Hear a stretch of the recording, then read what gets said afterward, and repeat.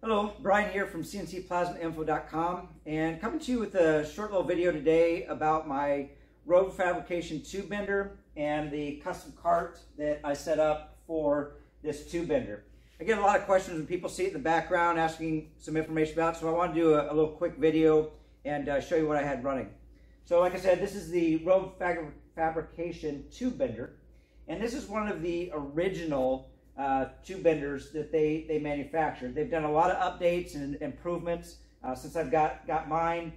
They didn't have all the fancy color options and powder coating and things like that back when I got started. And I had intentions to powder coat it, but I was using it so much that I just didn't have time.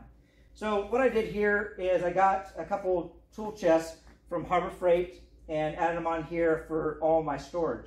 I got a 1/4-inch plate on top that everything's mounted to, and then I have my air over hydraulic ram in here, so I don't have to just push the button over here, and it does all the work for me.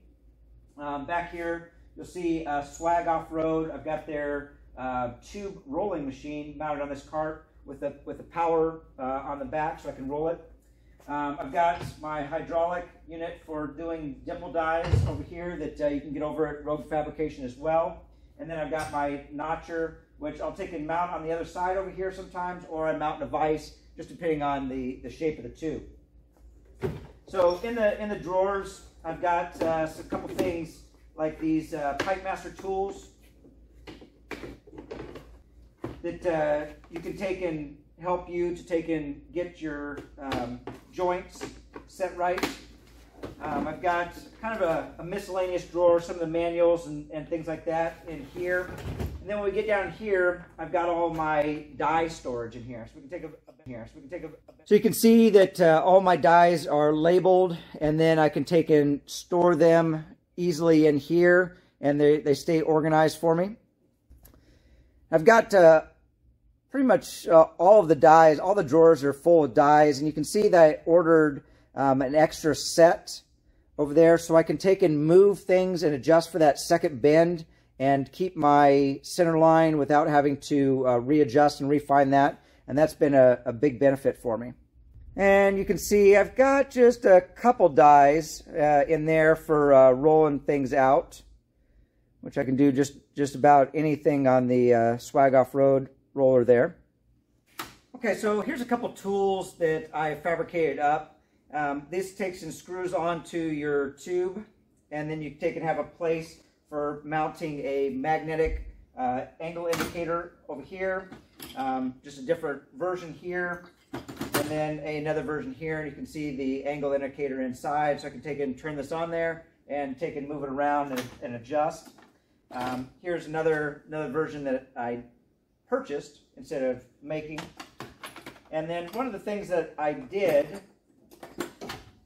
is I took and plasma cut out these little pieces right here, and then because these are aluminum, the magnets on the angle indicators are not going to stick, but put that right on there, and then you can take and put your angle indicator right on top. Makes it super simple. So just a little idea for you to take and put that on there. Okay, that's kind of just a quick down and dirty of this custom cart that I made up. Handles all of my tube bending and rolling. Like I said, I use the Road Fabrication bender. I'll put links into Road Fabrication. And then for all of my design work for my tube, I do it with BendTech software.